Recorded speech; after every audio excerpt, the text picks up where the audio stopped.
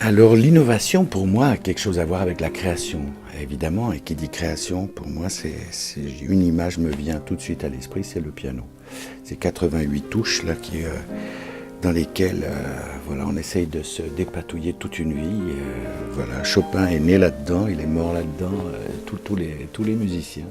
Voilà, ça c'est mon terrain d'innovation et de création. Innovation ist für mich etwas, was man erfindet, etwas, was man selbstständig kreiert, was man selber macht, was aus dem Herzen und aus dem Kopf entsteht. Eine Entstehung, eine Kreation, eine Emotion, also etwas, das man erfindet. Für mich ist auch, wenn ich Musik mache, das sind wie kleine Erfindungen. Die müssen irgendwie auch eigenständig klingen. Wenn ich merke, dass es irgendwie nicht, das klingt nach etwas, was ich schon kenne, dann ist es nicht mehr eigenständig. Ich versuche dann so zu kneten, bis es dann meine Innovation ist. Ja.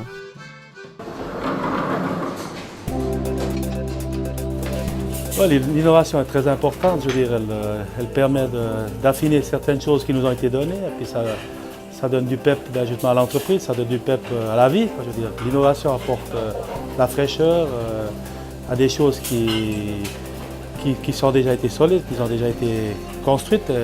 Innover par-dessus tout ça, ça remet un peu du sens à la vie, ça remet un peu d'équilibre à l'entrepreneur, ça nous permet d'aller de l'avant, ça nous permet de développer plein de choses. Je veux dire. Mais moi je crois que l'innovation est un moteur pour faire avancer quelle que soit la personne dans la vie. On a besoin un peu de modernisme, un peu de créativité, et donc on a tous besoin un peu de cette fantaisie un peu qui donne un peu de piment à la vie quand même. Also am Anfang steht immer ein Funken, ein musischer Funken, der irgendwo plötzlich so hervortritt. Und dann kommt dann die Knochenarbeit, dann muss man diesen Funken irgendwie so zu etwas Handfestem machen. Und das ist eigentlich die Schwierigkeit. Wie schafft man diesen schönen Gedanken oder diese Idee, die man hat, dann auch zu verwirklichen? L'important du savoir-faire dans l'innovation, je pense que c'est aussi le travail, c'est aussi la rigueur dans le travail, le respect du travail. Et puis après, c'est aussi l'envie de chaque individu de changer certaines choses. En ce qui me concerne, j'essaye toujours dans mes compositions de passer par des chemins harmoniques qui sont inhabituels. Par exemple, juste une phrase ici que j'ai écrit hier, et je trouve cette harmonisation un peu spéciale.